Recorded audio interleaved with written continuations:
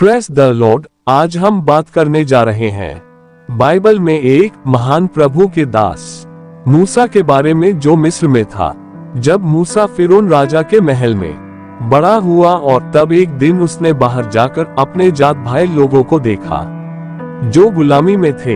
एक दिन एक मिस्री एक गुलाम को बहुत क्रूरता के साथ मार रहा था। तब मूसा ने उस सैनिक को मारकर बालू में छुपा दिया। पर इस बात की खबर फैल गई तब मूसा भागा और मिदानियों के बीच यित्रो के घर में रहा और भेड़ बकरी चराने लगा। बहुत दिनों के बीतने पर मिस्र का राजा मर गया और इजरायली कठिन सेवा के कारण लंबी लंबी सांस लेकर आहें भरने लगे और पुकार उठे, और उनकी दुहाई जो कठिन सेवा के कारण हुई वो परमेश्वर तक पहुंची। और परमेश्वर ने उनका कराहना सुनकर अपनी वाचा को, जो उसने अब्राहम और इसहाक और याकूब के साथ बांधी थी, स्मरण किया। और परमेश्वर ने इस्राएलियों पर दृष्टि करके उन पर चित्त लगाया। और परमेश्वर के दूत ने एक कटीली झाड़ी के बीच आग की लौ में उसको दर्शन दिया, और उसने दृष्टि उठाकर देखा कि झाड़ी जल रही है पर भस्म नहीं होती। परमेश्वर ने मूसा को सामर्थ और अधिकार दिया और हारून को भी चुना। इसके पश्चात मूसा और हारून ने जाकर फिरौन से कहा, इस्राएल का परमेश्वर यहोवा ये कहता है, मेरी प्रजा के लोगों को जाने दे कि वे जंगल में मेरे लिए पर्व करें। फिरौन ने कहा, यहोवा कौन है कि मैं उसका वचन मानकर इस्राएलियों को जाने दूं? मैं यहोवा को नहीं जानता और मैं इस्राएलियों को नहीं जाने दूंगा। तब मूसा और हारून ने फिरौन के पास जाकर यहोवा की आज्ञा के अनुसार किया। और जब हारून ने अपनी लाठी को फिरौन और उसके कर्मचारियों के सामने डाल दिया, तब वह अजगर बन गई। तब फिरौन ने पंडितों और टोनहा करने वालों को बुलवाया, और मिस्र के जादूगरों ने आकर अपने अपने तंत्र मंत्र से वैसा ही किया।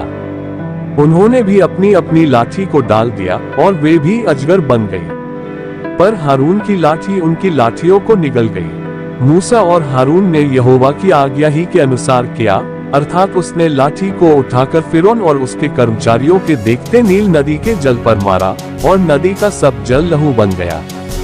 और नील नदी में जो मछलियां थी वे मर गई, और नदी से दुर्गंध आने लगी, और मिस्री लोग नदी का पानी न पी सके, और सारे मिस्र देश में लहू हो गया।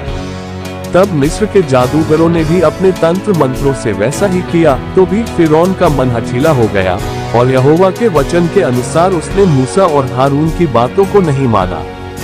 फिर दूसरी विपत्ति मेंढकों से मिस्र को भर दिया, फिर कुटकियों से, फिर मक्खियों से, फिर पशुओं की मृत्यु। छठवीं विपत्ति पोपलों और फोरों का होना प्रजा पर, फिर ओलों की बारिश, फिर टीडियों का आक्रमण। लगातार 10 विपत्तियों को परमेश्वर ने मिस्र में भेजा। अंत में पहिलोटों की मृत्यु।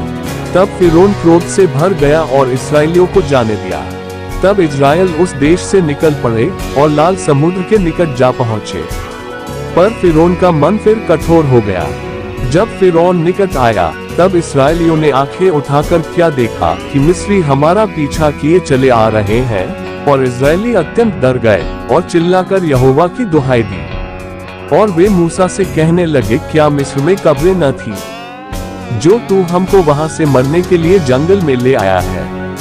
तूने हमसे यह क्या किया कि हमको मिस्र से निकाल लाया? क्या हम तुझसे मिस्र में यही बात न कहते रहे कि हमें रहने दे कि हम मिस्रियों की सेवा करें? हमारे लिए जंगल में मरने से मिस्रियों की सेवा करनी अच्छी थी। मूसा ने लोगों से कहा, डरो मत, खड़े खड़े वह उद्धार का काम देखो जो यहोवा आज तुम्हारे लिए करेगा, क्योंकि जिन मिस्रियों को तुम आज देखते हो उनको फिर कभी न देखोगे। यहोवा आप ही तुम्हारे लिए लड़ेगा, इसलिए तुम चुपचाप रहो। मूसा ने लाठी समुद्र की ओर बढ़ाया। समुद्र 2 भाग हो गया, और सारे इस्राएली समुद्र में उतर गए और भूमि भूमि में पार हो गए।